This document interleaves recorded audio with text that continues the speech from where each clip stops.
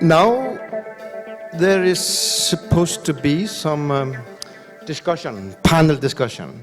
I really don't know how to start, but we must dive in somehow. We have seen examples, strong evidence of how powerful creative thinking or design thinking is. It shapes reality, both for good and bad. And I sometimes wonder about what drives us, what the driving forces behind designers, active professional designers, as you seem to be, right? I sometimes wonder about the motivations behind the acts. Is it maybe driven by guilt? Is it driven by, well, form follows finance? Is it driven by just, I want to have fun? You know? I would like to start with you, Mariah. I want you to describe not generally what drives designers, but what drives you personally. Be as personal as you can. Trust us. Okay, thank you. What an interesting question. Well, first of all, really what drives me is curiosity, I guess. When I walk around in the world many times, I just wonder why things are the way they are. Sometimes I am driven by financial reasons, since I got bankrupt last year. So maybe that's a good decision, finally. But yeah, I think the largest driving factor is curiosity. Do you want to contribute something into this, Thomas? Is it more than curiosity that drives you? Do I get a choice? Yes. I think you're really at the heart of something.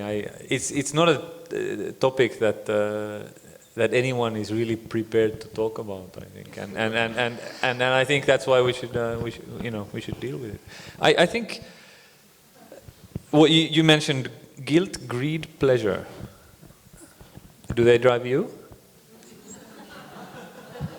Go on. No, and I think I subscribe. I feel driven by guilt, greed, and pleasure also. I think what I find really important is also maybe the in a way a social drive or a drive of and I recognize curiosity also, but and it's a social drive of participating not only in this discussion, but in a way like participating in kind of being part of culture or being in a way a part of mankind, in a kind of larger sense. And I think there mankind being represented by the part that you experience of it, the visible part of mankind being your family, your friends, your audience. And this audience, I think, is something really important. For us, it's this room right now, and the idea of us being, and as a kind of, I have a background in music, and as a performer, you're always just as good as your audience, and somehow the feeling that, let's say, if we have a good, if there's a good art scene or there's a good theater scene, you can't have it without a certain kind of critical level in a way, also not only on stage but also in the when I think there the currency is maybe respect, and in a way I see kind of this idea of appreciation that you can also give as a kind of really important kind of currency or fuel, also that you can kind of that you can give to other people. The story of humankind is a big thing, as we have witnessed, but still we believe that each of us can make a difference, and history has proven that. But sometimes you get this feeling is that do designers need to be consciousness? Are they responsible? Are we designers responsible for all this junk we put into the world? Are we maybe responsible at certain time to start to play God? Like you mentioned, you didn't want, but sometimes I have a suspicion that Kurt wants to play God. Do we want to play God, Kurt? Absolutely not, because I think we are completely unable to. It seemed at times that we can play God. If you look at that, we can make a rainbow tulip and stuff like that. But if we cannot even control our traffic jams, and we cannot control our financial economy, then that's, I think, reason to be very modest about the opportunities of playing God. I think we're completely unable to play God. We're not that powerful. And especially if you look at the perspective from the universe, on planet Earth, there is still there's this small thing going on, mankind. We don't know exactly if it's a disease or a virus or a blessing, and which direction it will go. But certainly from the perspective of the universe as a whole, we are a very small science experiment. Maybe a very interesting one, but if you talk about playing God, that's for me something completely different. That's really not in our reach. I have the feeling that the strongest driving force behind you, Hjalti, is fun. Is that true? I don't know. Yeah, maybe. I mean, maybe that's oversimplifying the office, but I mean, we do try to enjoy what we do on daily basis, but I wouldn't say all of it or like every single project is fun. But no, I think it's for me or for us, you have to get some pleasure out of it. But then I think it's like there's a mixture. Like I feel often that like in our case, the office is just like this little bubble. I'm in the bubble, and these projects come in. I don't really know what's going on outside. It's just like these little streets. I'm just working on this one project with the client, and we don't think about it too much, what kind of an effect the project is going to have on other people. So it's almost kind of like maybe not selfish, but it's these the projects kind of become personal, and yeah. Yeah, okay. Yeah, I get What was your the point. question again? Yes, well... Like rambling on. No, but I have to say, like, it's also like the office. It is like in my case, it's very expensive to be in New York. You have to make, income. You have to pay the people. So it's not all just. It is at the end of the day, it is a business that should generate some money. You gotta pay your bills and yada yada yada. But yeah, we need to survive, obviously. But I may be going into something too deep, but I sometimes, watching some of the scenarios we got in this is something about regaining something. Maybe sometimes the opposition about futuristic thought is about regaining something we lost, like the sauna project. And maybe even thinking about the Edison light bulbs, we got also a generation of people who have never seen clear sky full of stars because of light pollutions. And sometimes you think, hey, have we lost the track? And is maybe what designers have to do is to regain something we have obviously lost. Thomas. I think this is us playing God. I mean, I'm not sure what God. I mean, kind of the possibility of creating, or in a way also the responsibility of choosing what we resurrect or what we create out of nothing as a scenario, as an idea. It's a lot of power, and whether whether reality follows us on that path, or whether we can kind of make it actually happen, and whether kind of it will succeed or not. This is kind of, and it's not only designers, but it's almost like a citizen or it's a kind of human property to be able to imagine something and then decide whether it's something you want to achieve. And I think yes, we are, I think, in the business of not only kind of regaining something which is lost, kind of falls under that category, but we are we're all considering what's relevant. And some of the relevant things will come from that bucket. But some of the relevant things, we don't even know what they are. We don't have names for them or something. And I think that's why it's kind of important to be able to see, to think, and then also to do. And you have to be somehow kind of good at all of these. I also got the impression from you, Maria, is that food is perfect and don't disturb Mother Nature.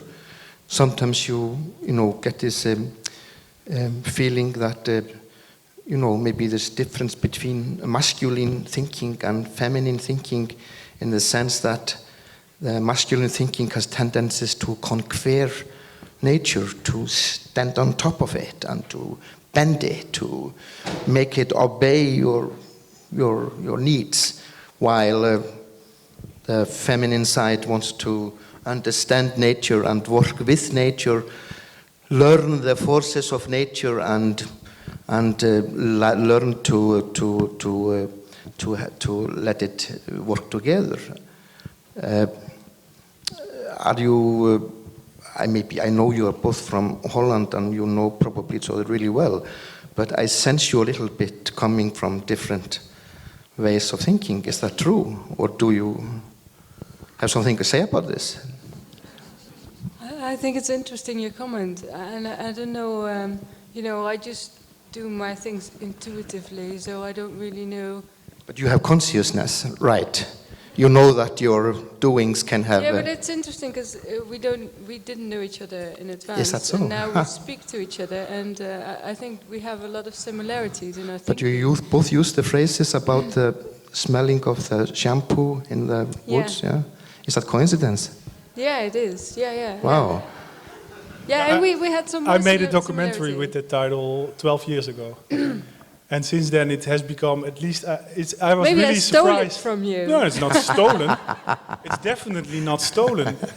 It's more like, I think in the Netherlands, it's, and I love this, but it's sort of like a common term. People use it. Yeah. Aha, interesting.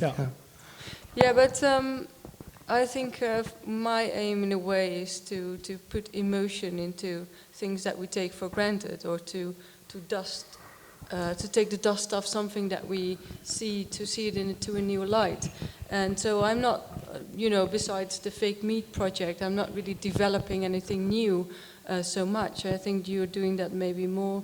Where I think that I have more the tendency of also embracing the artificial at times in order to gain a certain authenticity afterwards. And that doesn't always work, but I believe that can work, because if we talk about reviving things we've lost, I think that's very important to do.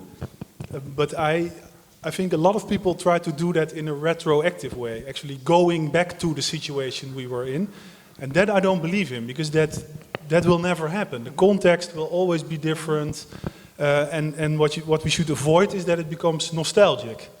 So I'm more interested in things that connect to things we lost or intuitions that we still have, and that also connects to our human nature, but not necessarily in the same, exactly the same way as it used to be, because that's not possible. So we have to go forward to find this. Mm-hmm.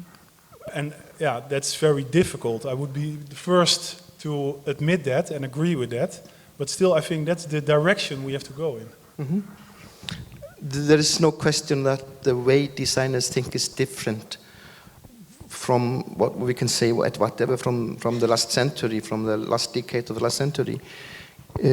Do you sense this difference from the 19th thinking to the first decade of the century, and can you describe, Hjalti, how you see it? If there is, if you sense difference? You mean a difference now and back then? Yes. The way you think, can you reflect on it somehow, or are you the same old Hjalti we used to know when you left Iceland? I think so. Yeah. No, I think for me it's pretty. It feels pretty recent.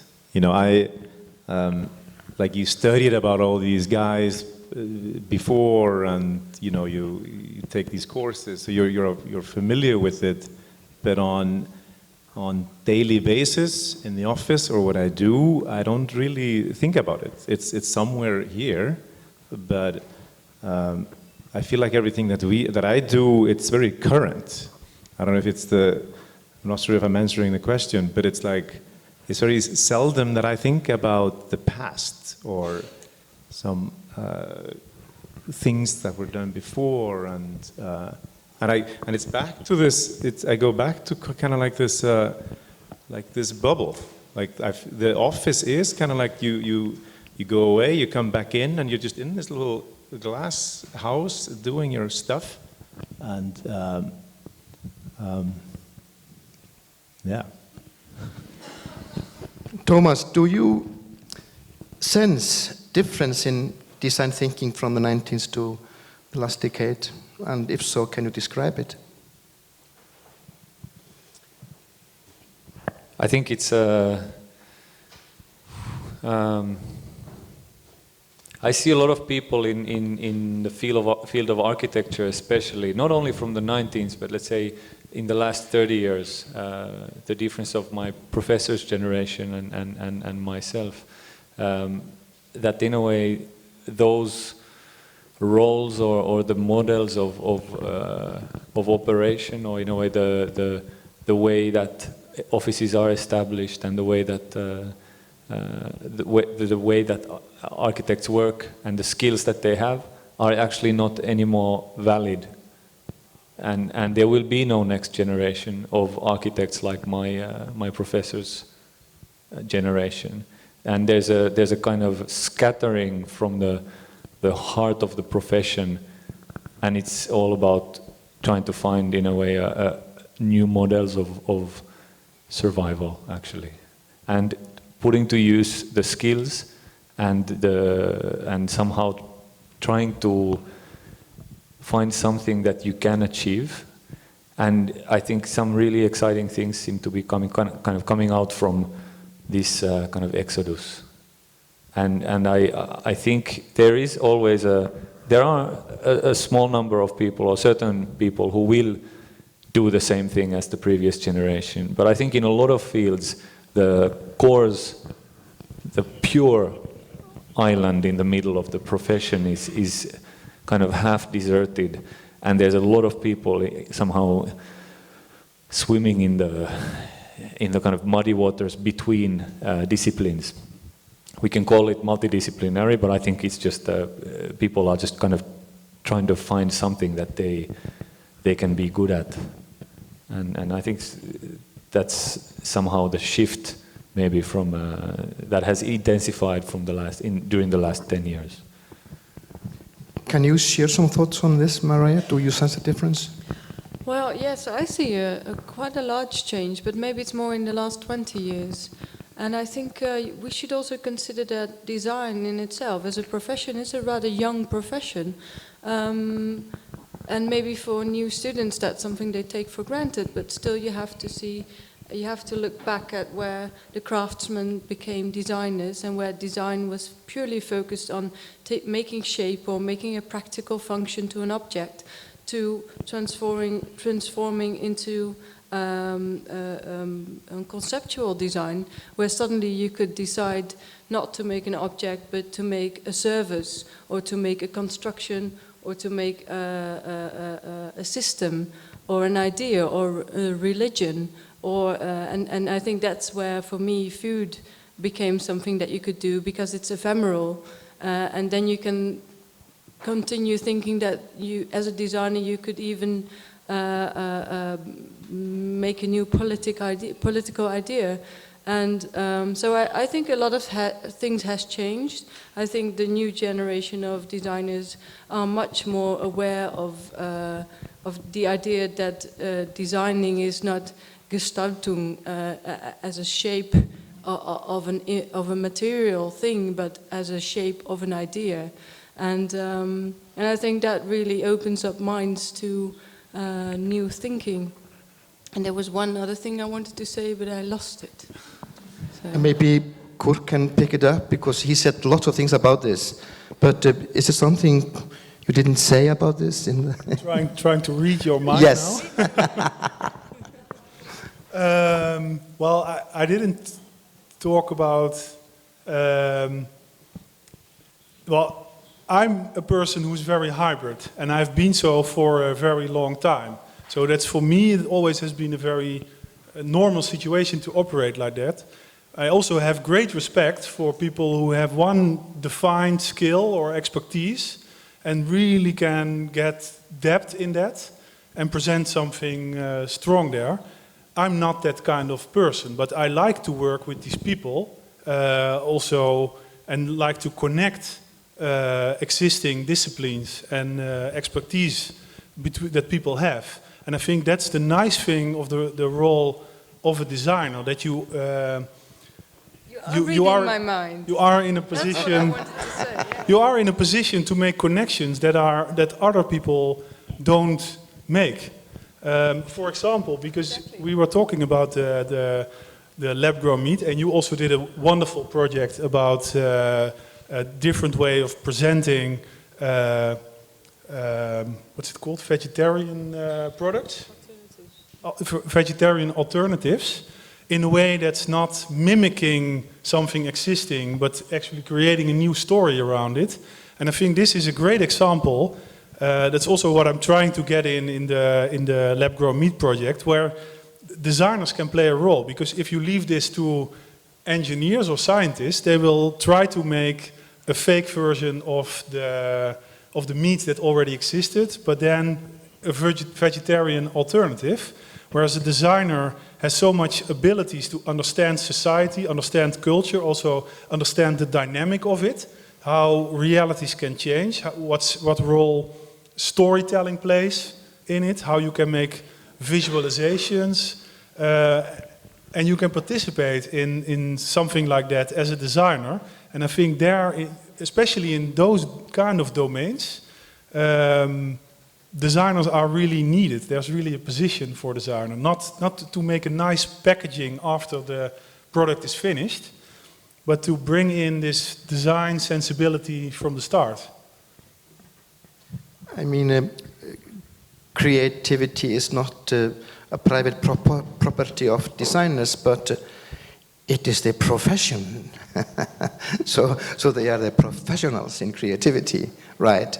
Yeah, although I also still have very great appreciation for artists who do things in a little bit different way, but also are very creative, or writers or philosophers. So certainly designers don't have the monopoly on being creative.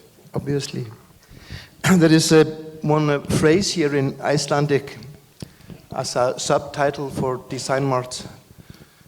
It's not really well translated in English. It says design talks in English, but in Icelandic it says dregur til tíðinda. It sort of gives you a hint of an upcoming news, that something is around the corner. And yeah, professional designers, they must use some kind of a radar to sense what is behind the corner or get some feeling for thinking about the future. And I don't want to go into dystopia or dystopian thoughts, but are there any news from around the corner, Tommy?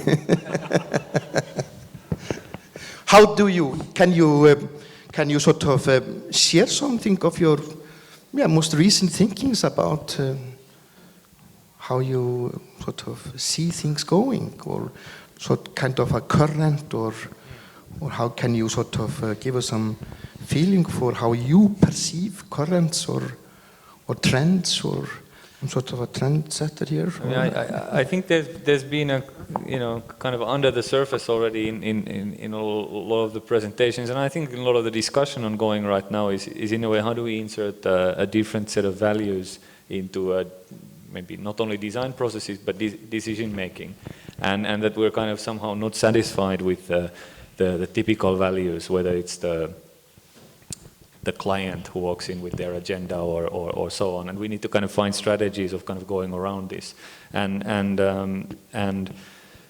somehow this kind of puts the designer into somehow a bit of a position that I don't feel very comfortable with. We're kind of martyrs.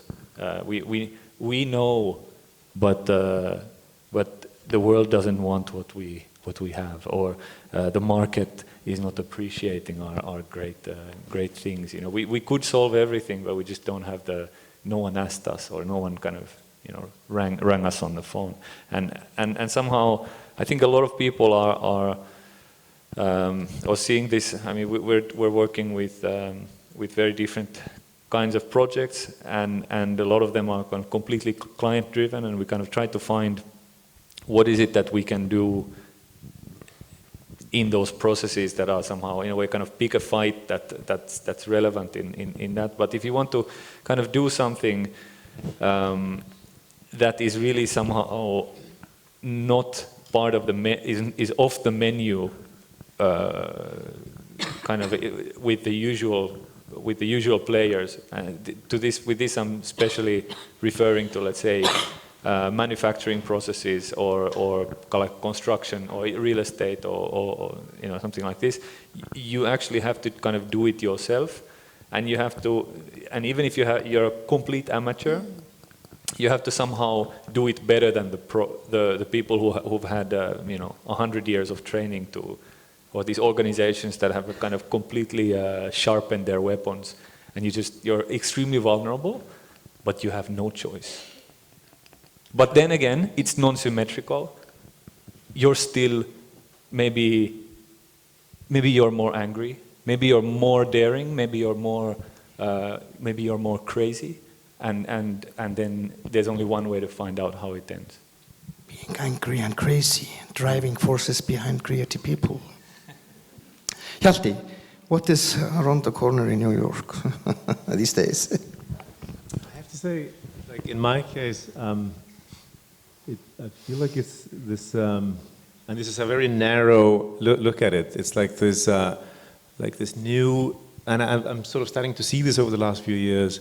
These guys that used to be in the background, some of these programmers, and like some of these programmers are now sort of stepping into the limelight, and like the easiest example is the Arcade Fire video, like using this new technology with the browser, exactly. And then so the guy behind that video is becoming really big, and so for me it's like these programming guys, and it's like, a few years ago you walked by some wall and then the colors changed, and it's all this little.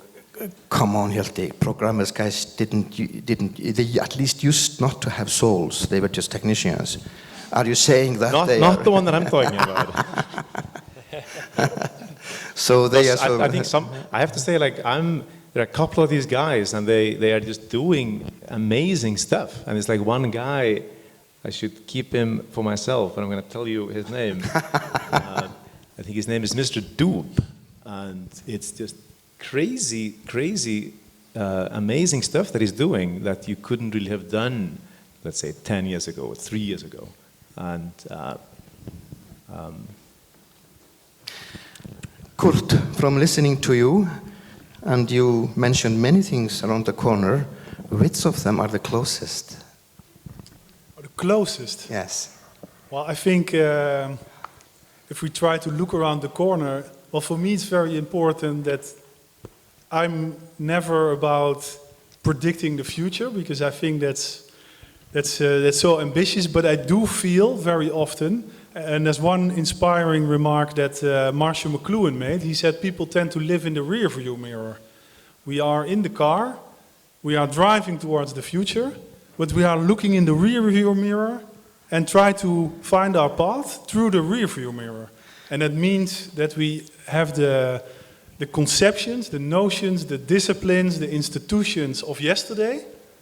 They are in the rear view mirror, and they should then help us to go forward. And that's often very problematic. You bump into things and things are not working. So you have to, and that's what I'm interested in trying to look through the windshield. But it's not so much about the future. It's more about defining and visualizing what is already happening in our society and culture, but it's not made explicit. And that's what I spend a lot of time on doing. There is another simile with driving cars towards the future. And I don't remember who said it. It was something like, it was like driving in the dark with the lights on, and you maybe see 50, 60 meters, but nothing more. Yeah. But sometimes dealing with future, there is something, because it has to do with us, because sometimes we are in a position to make choices which maybe have consequences. And one Icelandic artist living in Holland in the 70s, Sigurður Guðmundsson, said... I know him, I met him in China. He said, yeah, he's great. Beauty is my closest contact to the future. That's wonderful. That's wonderful. And shouldn't that be our driving force towards nature, to make choices according to beauty? Yeah, and I think if we continue to investigate also strange things and beautiful things, that will help us to find our path. Also another quote to Sigurður, but I'm sure he stole it. My art begins where my knowledge ends. And knowledge is the back mirror. And we have the guts to move forward, to go out of the circle of knowledge, right? And go into the unknown.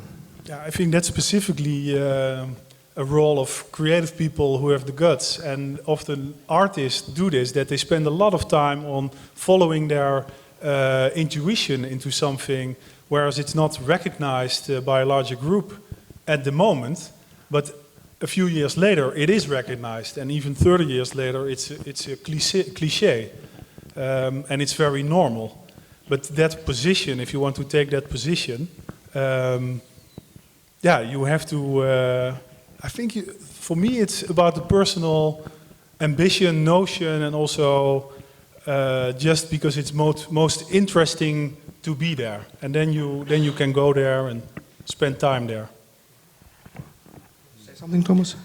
I mean, this implies, or in a way, we can kind of make an observation that somehow there is we can say that there's an avant-garde who sometimes gets lost, but very often we follow where the avant-garde is. Or goes over the point of no return.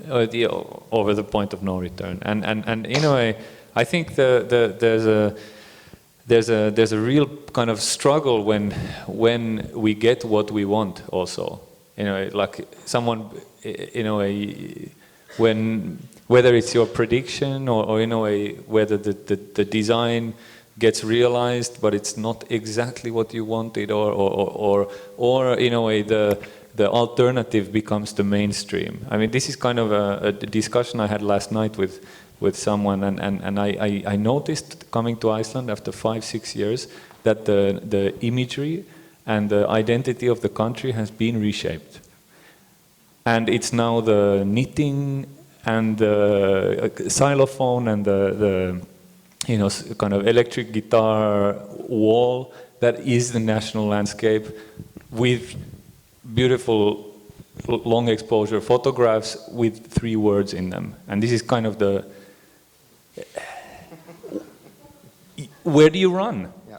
I mean, when that became, when the alternative, which was in a way a kind of survival strategy, I guess, for people who were in a way not in power, who didn't have the money, they would do something that was in a way, look at what we can do, a kind of almost a hiding place, and then you can say that we're kind of doing, we'll take care of culture, we'll take care of national identity, you guys are taking care of the finances, but you can't create something that has this value, and that becomes kind of it becomes a confrontation. But now what happens when that value set, that imagery, when that becomes the standard? You lost your favorite place.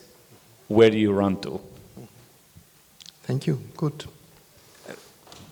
Are there any questions from the floor?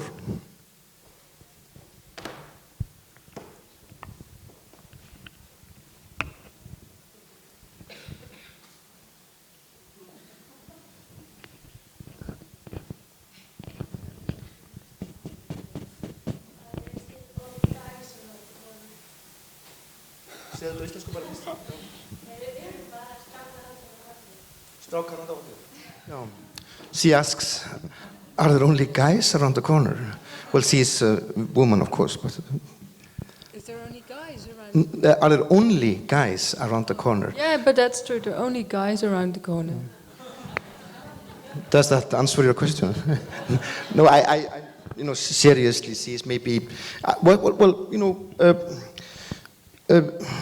I'm sometimes occupied with this feminine thinking, which I link with emotional intelligence and intuition, female intuition, and even everything about prophecy is more on the female side than the hardcore masculine reliable facts side, right? And sometimes men dominate the design world. And as I expect what she was meaning is that, is there hidden powers in unreleased feminine energy around the corner? Do you sense more feminine power around the corner taking over this masculine, boring world? I didn't know that men were dominating design world. In Holland, I find lots of women, mostly, actually. But are they women? Are they women?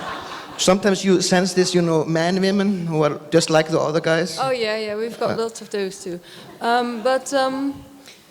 Well, I don't know if my comment really makes sense, but what I noticed that when I was in design school and then after design school, that all of my classmates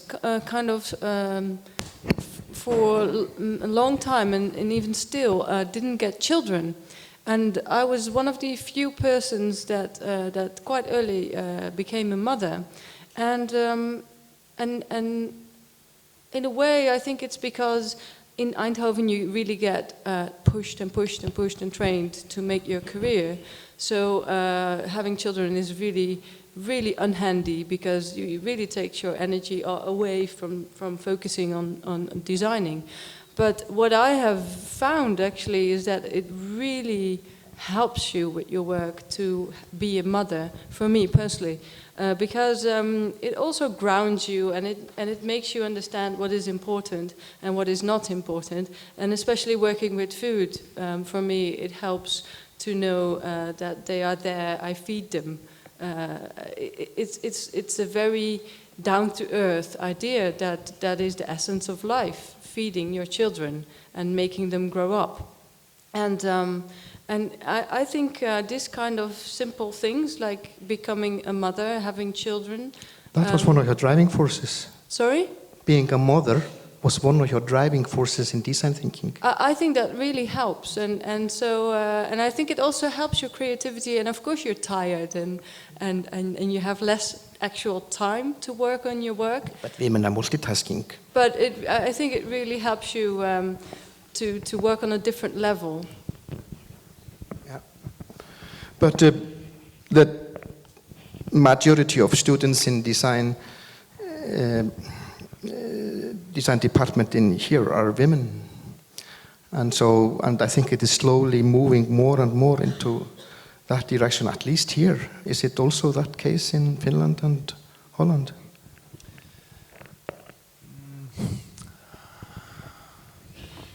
I think in Finland, for a very long time, for example, the ratio of architects has been 50-50 in school and in the professional field. But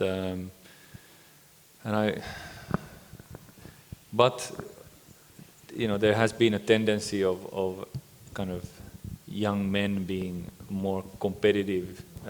In Finland, we have a really long tradition of architecture competitions through which all the public large commissions have been distributed, and that's really been like a men's sport, and that has kind of been the route through which a lot of offices have settled and kind of forms the core of the architecture profession, or is a kind of one of the mechanisms. Our office never did well in competitions, and my wife she's a designer, artist,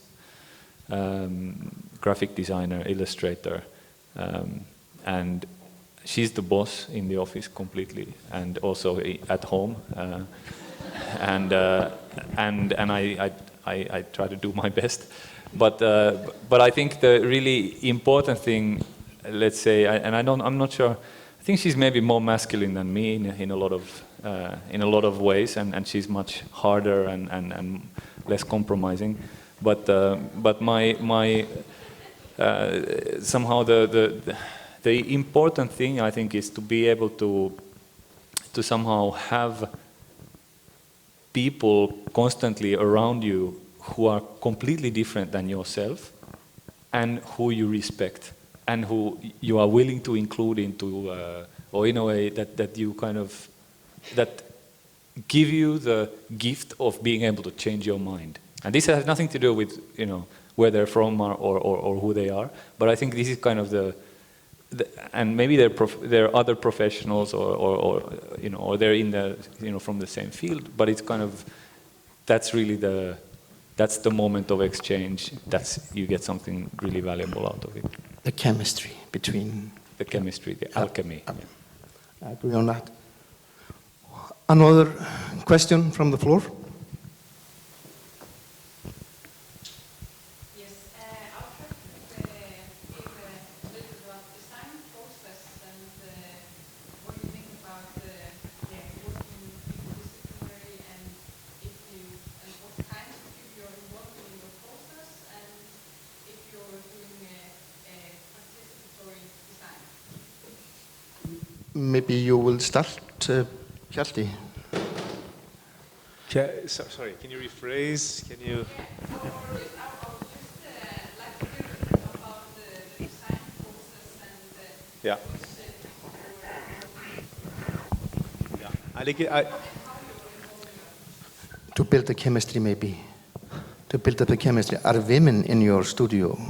Yes. Yeah. In my case, and back to the women question. It's like right away when you asked the question, I thought of let's say the 20 studios that I know of in New York, design studios. There is, out of 20, there are 2 of them. 2 of them are run by women. So in New York, there's a big difference. It's mostly guys, and I don't know why. But then in many cases, you have the guy who has the studio, but I think sort of the brain behind the studio is the woman who is there. So let's say in my office we are 5 people, and it's me and my business partner, and then it's all women. It's three women. And all graphic designers? They're all graphic designers, yeah. And then back to, like in my case, it's very, like I mentioned earlier, it's very collaborative. Like there is never a project in the studio that I do completely 100% by myself.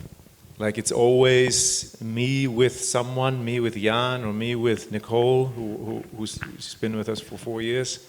And we try to do all these projects in-house, in the office, but then we have like a network of people. Like we have a photographer, we have like these go-to people. So the circle that we work within is really small. I know you are a diverse person, Kurt, but what kind of people are around you? Yeah, in my studio, actually, first I have to make a confession to you that I am actually not a guy you might think. You might, but don't be deceived by appearance. I'm very feminine. And in my studio there are lots of ladies. They are a majority at the moment. At the moment they are a majority. So we're looking around and all the girls. What kind of disciplinary? But I want to continue because I have a studio in Amsterdam and there I work most of the time. And 2 days a week I run a lab in Eindhoven at the Eindhoven University of Technology. And there it's a guy world, I have to say. There are 50 students in the lab and 10 teachers. And there the ladies are really a minority. And that's worrisome, because that says something about that technology is still very much defined by male forces. But I think it will change. It's already changing. So that's about the guy-girl thing, which is always difficult for me, because you can talk about statistics, but they're not valid for individuals, I feel. But do scientists work in your studio, or? Yes, and regarding cross-disciplinary collaborations, for me a few things are always very important, because I'm the hybrid character, and I try to have a credibility in all these disciplines. So when I talk to engineers, I want to be able to talk in their language, on their level, but also when I talk to philosophers or artists, I want the same, and that's quite difficult. But yeah, I try to manage, and if I work in a team with different disciplines, I think it's always the most important thing that the people have respect for the affinities of a certain discipline, because they can be very different. A scientist has a very different agenda as an end goal of a work, what he wants to do, than a designer sometimes. But you need to start with respect, and then you start to search a mutual fascination in order to fuel a collaboration, that you can actually make something together which you both want to make, that you both think, I want to make this, and the other person, guy or girl, also thinks, I want to make this. And once you found that, then you have a strong team, because then every person in the team is in its own strength, but in the theme as a whole, something else is happening. And then you can really do good cross-disciplinary projects. What kind of people are around you, Mariah? I have a couple of chickens. One that I like to put on my head, but it recently died. Actually, I used to have 2 restaurants. 7 years ago, I started with a restaurant in Rotterdam. And I had this idea that I would have a restaurant and my design studio all integrated, which is very multidisciplinary and also very frustrating, because having a design studio is a completely different situation than having a restaurant, because a restaurant makes circles. It just has to perform every day the same level, and is really not very creative. Whereas the design studio has peaks, so it has a time of investigation of a project and part where you do your brainstorming and presentation. Well, so it goes in a very different shape. And so that was a kind of tryout that I learned a lot from. It also frustrates me a lot. And then I started a second restaurant in Amsterdam. And so at a certain time I had 2 restaurants and a design studio with around 5 to 10 people, depending on the project, and lots of interns. And at a certain point I decided to quit everything. And so now it's just me. And that really works for me. So I take on less projects. But every project I do it now personally, completely from beginning to end. And around every project, I select a team of freelancers that I work together with. So I work with fellow designers, but also with photographers, with chefs, with scientists sometimes, or psychologists. And that situation suits me best. So I also don't have a certain place where I have my studio at the moment, so I just travel and where I travel. So it's very flexible and doesn't really have a space. Thank you. Shouldn't we just call it a day? Yes. I want to thank you for your brilliant performance and average.